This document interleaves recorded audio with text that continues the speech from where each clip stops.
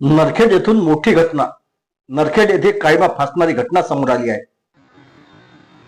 एका 60 वर्षीय व्यावसायिकाने 12 वर्षाच्या मुलीवर जबरदस्ती करण्याची घटना नरखेड शहरातील वार्ड क्रमांक 5 मध्ये घडली आहे.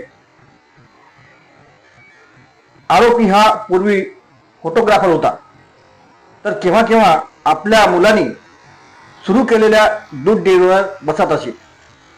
या संधीचा फायदा त्यांनी घेतला आणि सामानासाठी दूध डेअरीवर आलेल्या 12 वर्षीय मुलीवर जबरदस्ती करण्याचा प्रयत्न केला. जबरदस्ती करणारा हा 60 वर्षे वयोवृद्ध असून बंडू कोरडे राणा नरखेड असे आरोपीचे नाव आहे. आरोपीला नरखेड पोलिसांनी ताब्यात घेऊन कारवाई करीत आहे. तर या घटनेची नरखेड शहरात सर्वत्र निंदा होत आहे. तसेच पोलिसांनी आरोपीच्या घरी बंदोबस्त लावला असल्याची सांगण्यात येत आहे.